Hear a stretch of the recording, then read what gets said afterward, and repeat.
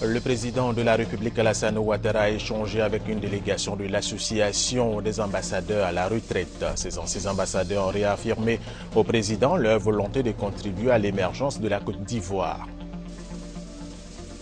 Les responsables de l'enseignement supérieur et leurs partenaires se sont réunis à Yamoussoukro pour une rencontre d'échange. Elle a porté sur l'employabilité des diplômes de l'enseignement supérieur en Côte d'Ivoire. L'OTAN a ouvert ce jeudi son 26e sommet à Newport dans le sud-est du pays de Galles.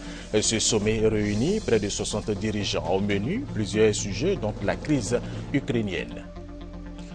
Mesdames et messieurs, bienvenue et merci de regarder RTI 1. Nous émettons à partir d'Abidjan. Le président de la République, Alassane Ouattara, a échangé avec une délégation de l'Association des ambassadeurs à la retraite. Ces anciens diplomates ont réaffirmé au président de la République leur volonté de contribuer à l'émergence de la Côte d'Ivoire. Viviane Haïma, Ouattara. La délégation d'anciens ambassadeurs ivoiriens comprenait les ambassadeurs Souleymane Sako, Tchemeleboa Yénéa, Dosso Lassiné et Noama Emmanuel. Cette délégation représentait à cette audience avec le président de la République Alassane Ouattara l'association des ambassadeurs ivoiriens à la retraite. Même en fin de carrière, aucune compétence ivoirienne n'est de trop pour réaliser l'émergence de la Côte d'Ivoire à l'horizon 2020. C'est le sens qui se dégage du long entretien que le président de la République a eu avec ses anciens diplomates ivoiriens. Nous avons beaucoup appris et ça a été avec beaucoup d'émotion que le président nous a parlé de ce qui se passe en Côte d'Ivoire.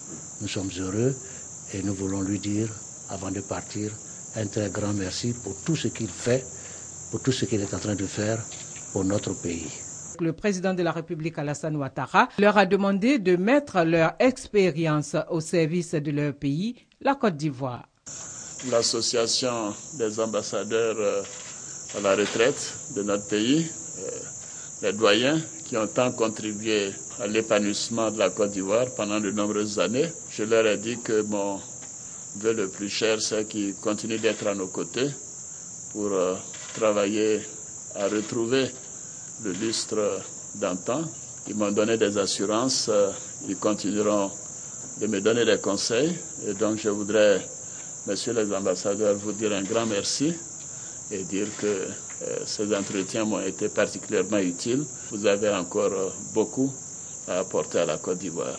Si elle n'était représentée que par 5 de ses membres, l'Association des ambassadeurs ivoiriens à la retraite compte à ce jour une quarantaine d'anciens diplomates.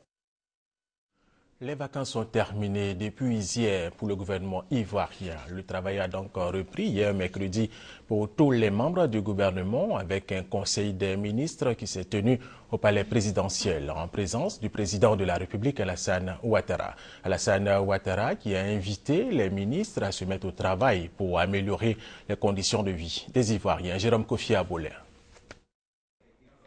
Avec ce conseil des ministres, il s'en est terminé pour ce qui est du congé des membres du gouvernement. Et comme pour rattraper le temps passé lors de ces vacances, c'est à profusion que les décisions pour la marche de l'État ont été prises au cours de cette rencontre. L'une de ces décisions, choisie en guise d'illustration, porte cadre organisationnel sanitaire en vue d'un renforcement plus accru de la campagne de sensibilisation et de prévention face à la maladie à virus Ebola qui sévit dans des pays voisins. Ce décret vise surtout à consolider les mesures qui jusqu'à présent ont été prises de façon un peu éparse pour préserver notre pays. Ce cadre comprend un comité de veille, un comité national de lutte contre l'épidémie, une cellule d'action immédiate et des comités locaux qui sont dans tous les départements de notre pays. Tout cela va être mis en place et tout cela, nous le pensons, va permettre d'apporter une réponse encore plus efficace, hein, puisque là il s'agit de personnes qui vont être à 100% dans la prévention premièrement et éventuellement dans la lutte contre la maladie à virus Ebola sur, je le rappelle, l'ensemble du territoire ivoirien. À l'entame du Conseil, le Premier ministre Daniel Kablan-Duncan a réaffirmé le même engagement et la même détermination qui caractérisent toujours les membres du gouvernement à la tâche. Excellence, Monsieur le Président de la République, l'ensemble des membres du gouvernement entend ainsi vous réaffirmer leur ferme engagement à œuvrer sans relâche pour l'atteinte des objectifs fixés par votre Excellence et plus globalement pour la réalisation de votre grande ambition de faire de la Côte d'Ivoire un pays émergent à l'horizon 2020. Le président de la République, Alassane Ouattara, réagissant, a souhaité bon retour au travail. Je vous retrouve tous ce matin, après 2 semaines de congé bien mérités. Je sais que ces derniers mois ont été particulièrement intenses pour chacune et chacun de vous, et je crois que c'était tout à fait indiqué que vous puissiez avoir quelques jours de repos pour vous-même et surtout d'être avec vos familles. Je suis sûr que vous avez profité de ces congés et que nous allons maintenant reprendre le travail, accélérer le rythme et donner satisfaction à nos concitoyens. Voilà, bonne arrivée et au travail.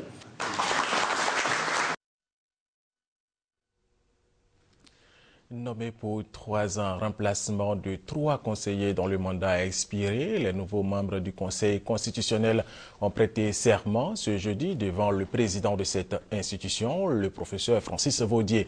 Il s'agit de mesdames Cissé Loma et Kofi Afoué-Geneviève, épouse Kwame, magistrat hors hiérarchie, et de maître Emmanuel Assi, qui lui est avocat. Nous reviendrons sur cette information dans nos prochaines éditions avec Léon Kwame. Deuxième grand titre de cette édition, les responsables de l'enseignement supérieur et leurs partenaires se sont réunis à Yamoussoukro pour une rencontre d'échange. Elle a porté sur l'employabilité des diplômes de l'enseignement supérieur en Côte d'Ivoire. C'était en présence du Premier ministre Daniel Kablan-Duncan. Reportage Kwadjo Kwame, RTI Boaké. Le chômage des jeunes en Côte d'Ivoire dépend de la conjoncture, mais aussi et surtout de la formation. C'est lorsque les étudiants ont des formations professionnalisées qu'ils peuvent espérer trouver du travail. Avec la mondialisation, ou bien vous allez à la rencontre avec les autres, avec ce que vous avez et vous êtes, ou bien vous allez les mains vides et vous disparaissez. La Côte d'Ivoire a donc adopté le système licence, master, doctorat qui met l'accent sur la professionnalisation des programmes de formation. D'où l'enjeu de cette rencontre qui vise à proposer des offres de formation adaptées au marché de l'emploi. Pour le ministre Nyamien Kona, la formation est utile, mais une formation qui débouche sur un emploi est le but recherché, avant de proposer une thérapie nécessaire à la réduction du taux de chômage d'un jeune diplômé. Aucun étudiant ne doit alors sortir de l'établissement d'enseignement supérieur s'il ne parle pas couramment l'anglais comme deuxième langue de travail, s'il n'est pas suffisamment imprégné de la culture entrepreneuriale, s'il n'est pas capable lui-même de transmettre efficacement à son tour ce qu'il a appris. 4 commissions planchent sur l'épi de problèmes, commissions qui sont entre autres LMD et employabilité, gouvernance et employabilité, TIC et qualité de la formation. Pour le Premier ministre Daniel Kablan-Duncan, le rôle de notre système éducatif est de produire des acteurs de développement. Les réformes en cours pour améliorer le contenu pédagogique dans nos universités doivent se poursuivre, notamment par une évaluation rigoureuse des différentes filières en lien avec nos objectifs de développement.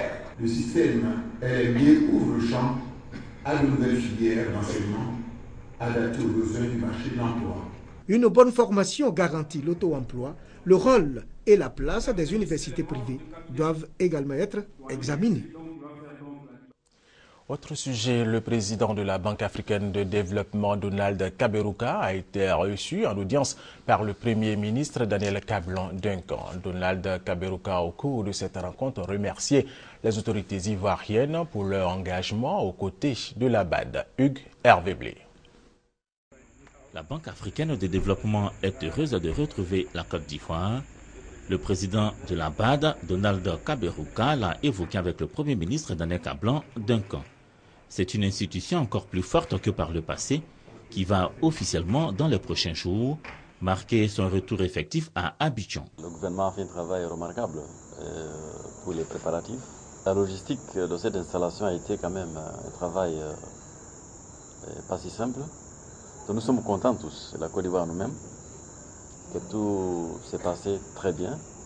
Donc là, lundi, nous aurons une cérémonie de monter les drapeaux de la Banque de la Côte d'Ivoire et pour donc finaliser ce processus de retour.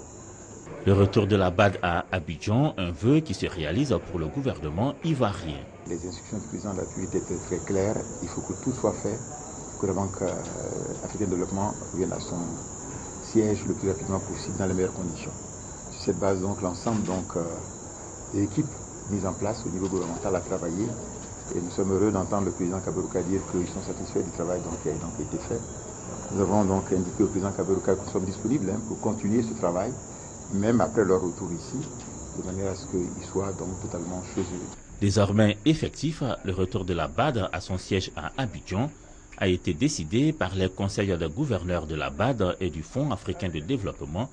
C'était à Marrakech lors de leurs réunions annuelles au mois de mai 2013. Tout à fait autre chose. Après 10 années d'interruption, le lycée international Jean Mermoz, qui est à Cocody, ici à Abidjan, a rouvert ses portes. Élèves, enseignants et personnels de l'administration sont heureux de retrouver ce lycée, nous dit Maïsako.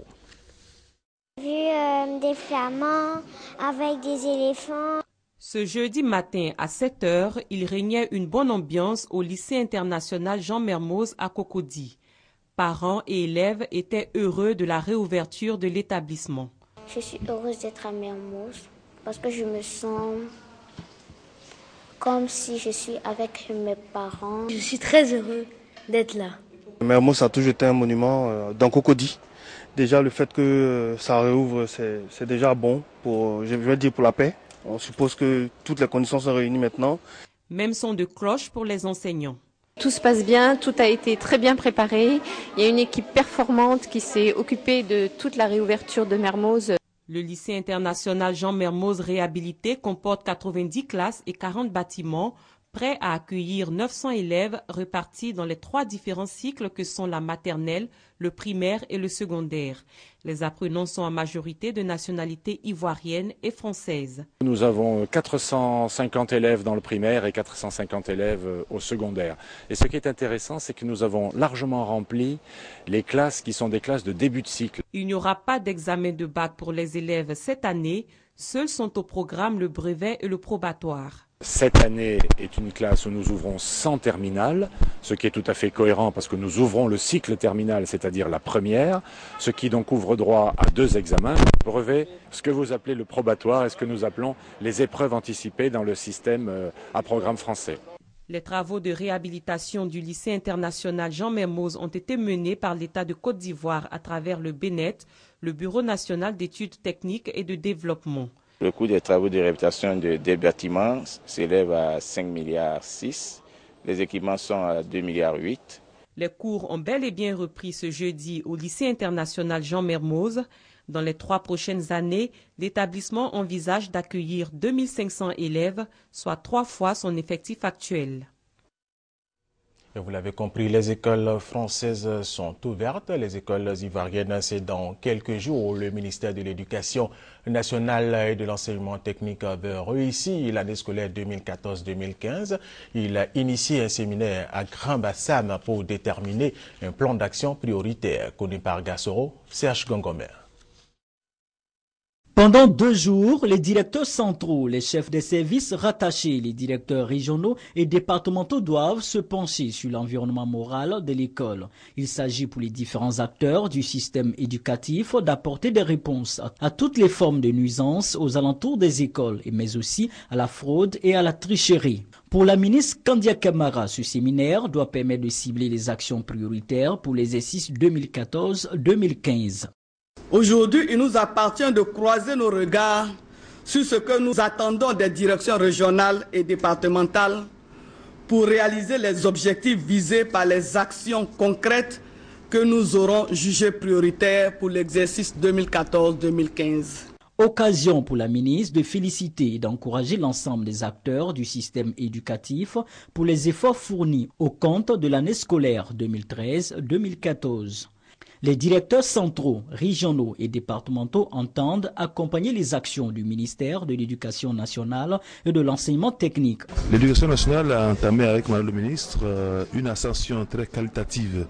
Ce rythme-là doit être maintenu en renforçant le fond et la qualité du séminaire qui prépare véritablement la rentrée scolaire. Nous avons comme option à l'Éducation nationale l'excellence. Nous pensons que cette année, les efforts seront encore poursuivis pour encore améliorer le système éducatif. Le ministère de l'Éducation nationale et de l'enseignement technique invite tous les parents d'élèves et partenaires de l'Éducation nationale à respecter la date de la rentrée scolaire prévue pour le 15 septembre prochain. Et depuis mardi dernier, les inscriptions à la maternelle et au CP1 ont débuté sur toute l'étendue du territoire national. À Bouaké, les établissements ne connaissent pas d'engouement. Cela serait dû à la négligence de certains parents. Passoulé Salimata et Chaltatou de RTI Bouaké. L'inscription à la maternelle au cours préparatoire première année CP1 connaît un début timide dans la commune de Bouaké. Certains attribuent cette timidité au manque d'informations et à la mauvaise habitude de certains parents d'élèves qui attendent toujours les derniers moments pour se bousculer devant les bureaux d'inscription. Il n'y a pas d'affluence. Je n'ai eu que 3 personnes. À Minankro, village de la commune, l'école primaire publique est restée fermée. Les parents ont l'habitude de ne pas aller au champ les mercredis. Et voilà pourquoi nous avons mis l'inscription le 3 septembre pour que les parents aient le temps de venir inscrire leurs enfants. Ces inscriptions concernent les enfants de 3 à 5 ans et de 6 à 9 ans, respectivement pour la maternelle et le CP1. Pour permettre à de nombreux enfants d'avoir accès à l'éducation, les inscriptions sont totalement gratuites. Elles peuvent même se faire si l'enfant n'a pas d'extrait de naissance. Autre information, les responsables du ministère de la fonction publique mettent en garde tous ceux qui font passer des SMS faisant croire qu'ils ont des places disponibles aux différents concours de la fonction publique. Sous des identités d'emprunt, ils font véhiculer des messages pour anarquer les populations. Connaît par Gassoro et Abou Sanogo. Neveu, envoie-moi vite tes dossiers. J'ai pu obtenir maintenant des places au trésor, à l'INFAS, aux impôts, à la douane, à la SICTA, à la police. Fais vite. Appelle Mme Touré pour payer tes frais d'inscription rapidement. Signé M. Soro Prosper. Des SMS reçus par de nombreuses personnes dans le district d'Abidjan. J'en ai reçu une fois, qui parlait d'un concours à la fonction publique. Et ce message disait qu'il y avait 80 places. Ils ont donné un numéro. On a appelé le numéro. Bon, effectivement, le numéro ne marchait pas. On a vu que c'était une arnaque. L'arnaque. Un fléau qui prend de plus en plus de l'ampleur. Depuis plusieurs semaines, des individus se présentant comme des agents du ministère de la fonction publique et de la réforme administrative font passer des messages concernant des places à vendre aux différents concours d'accès à la fonction publique. Je voudrais informer les Ivoiriens que tous ces SMS qu'ils reçoivent ne sont pas des SMS qui viennent du ministère de la fonction publique et de la réforme administrative. Pour le professeur Joseph Kodjis, des mesures sont prises en vue de mettre hors d'état de nuire ces délinquants. Il invite les populations à plus de vigilance avant de les rassurer des dispositions prises par les responsables du ministère pour éviter les éventuels cas de fraude à la fonction publique. Depuis un certain moment, nous avons mis en place un dispositif à travers le système intégré de gestion des fonctionnaires des agents de l'État, donc le SICFAE, qui est un système qui permet de contenir toutes sortes de fraudes. Aujourd'hui, on ne peut plus intégrer la fonction publique vraiment n'importe comment. Le ministère de la fonction publique et de la réforme administrative exhorte les populations à consulter le site web du ministère www.fonctionpublique.igouv.ci pour des informations supplémentaires. Plus de 1900 morts sur 3500 malades. C'est le nouveau bilan de l'épidémie d'Ebola donnée par l'Organisation mondiale de la santé OMS. Il ne prend en compte que les cas confirmés dans les 3 pays les plus touchés, à savoir la Guinée, la Sierra Leone et le Libéria.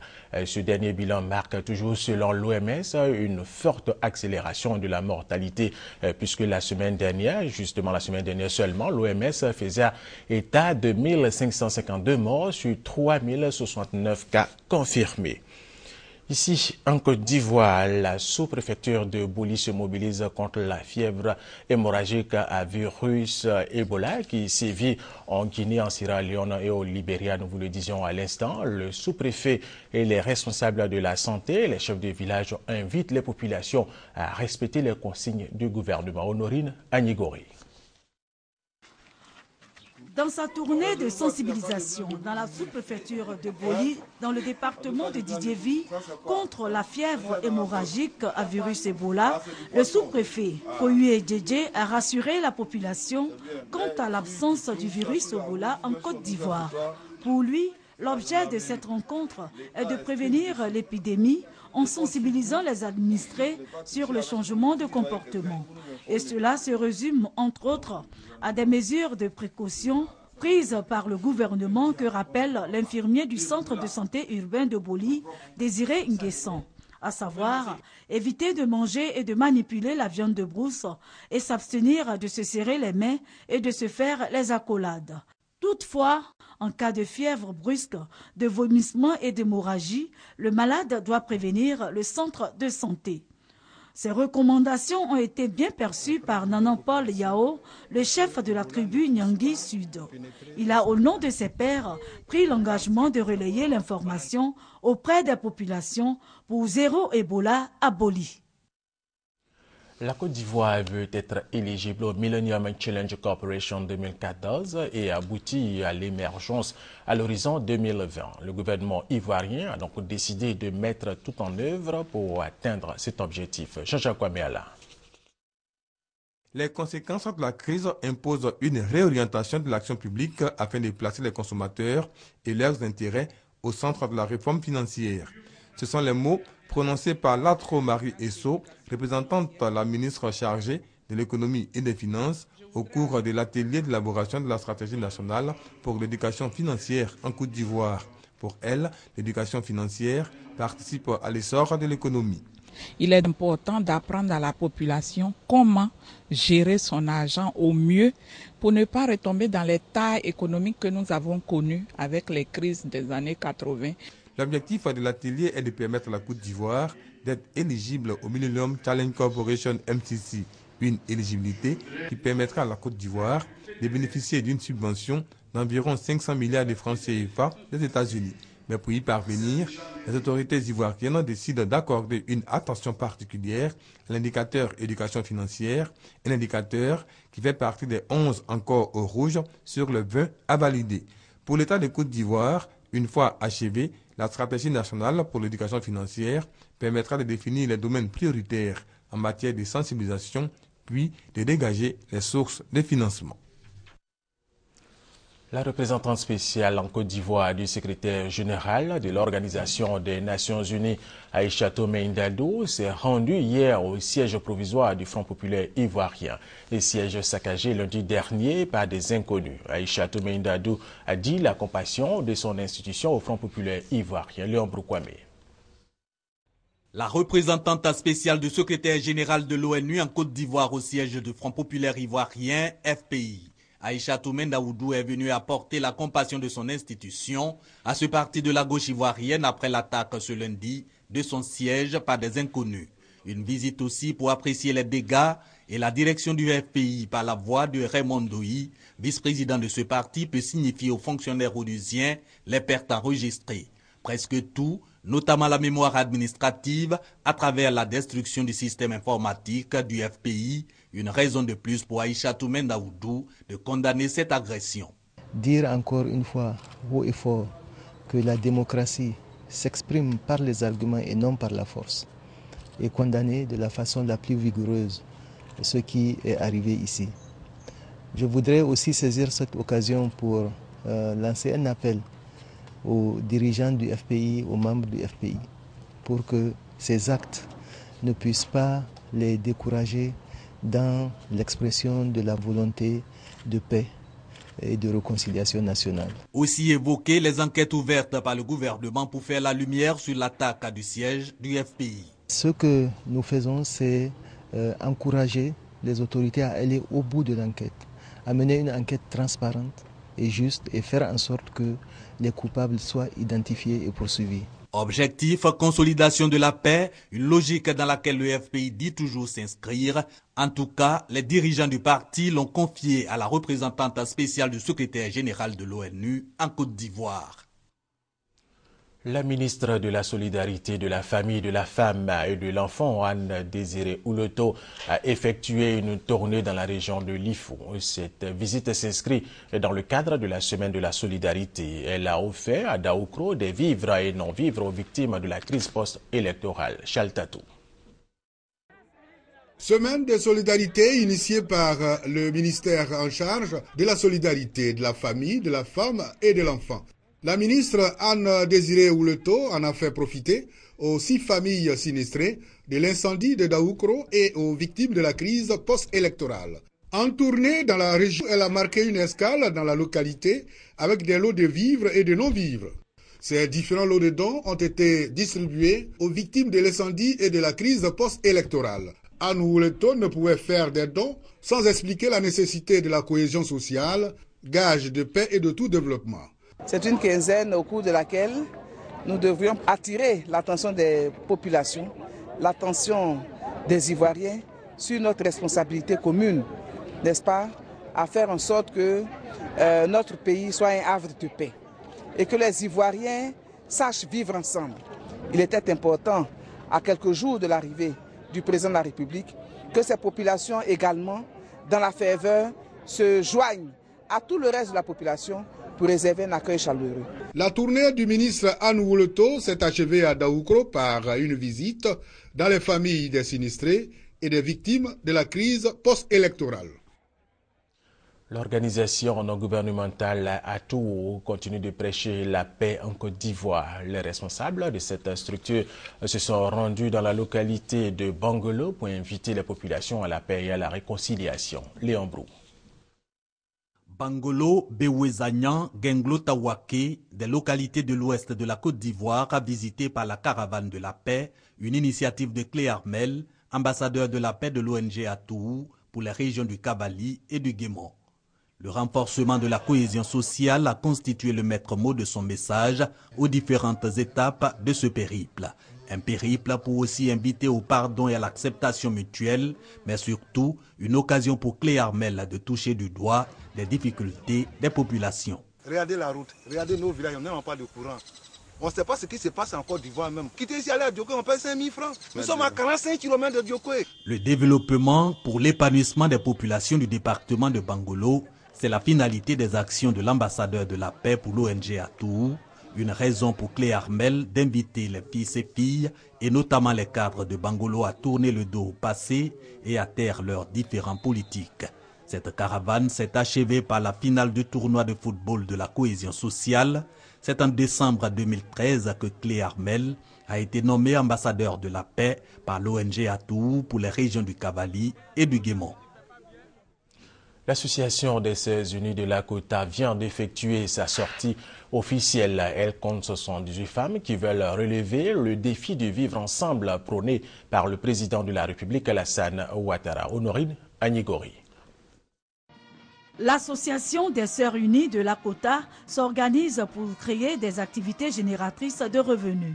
C'est dans l'optique de les aider à sortir de la pauvreté et de les amener à se prendre en charge. Pour mieux atteindre leurs objectifs, elles ont décidé de cultiver l'entente au sein de leur association. Le maire de Lakota, Sami Méry, à la faveur de la sortie officielle de cette association, a exhorté les membres à relever le défi de l'émergence. Et ce, avec la broyeuse industrielle d'une valeur d'1 800 000 francs CFA qui leur a été offerte. Quant au préfet du département de Lakota, Yaya Koulibaly, il a salué l'engagement de la municipalité en faveur des jeunes et des femmes. Il a invité les Sœurs Unies de Lakota à utiliser à bon escient cette broyeuse afin qu'elle leur procure des ressources propres. Cette cérémonie a été marquée par le baptême du bureau de l'association des Sœurs Unies et d'un match de football. Nous vous le disions dans nos titres, l'OTAN a ouvert ce jeudi son 26e sommet à Newport, dans le sud-est du pays de Galles. Ce sommet réunit près de 60 dirigeants. Au menu de ce sommet, plusieurs sujets dont la crise ukrainienne. Et c'est justement par rapport à cette crise que le président ukrainien Petro Porochenko est invité à ce sommet qui va durer 2 jours. Et c'est la fin de cette édition. Merci de l'avoir suivi. Restez avec nous sur RTI 1.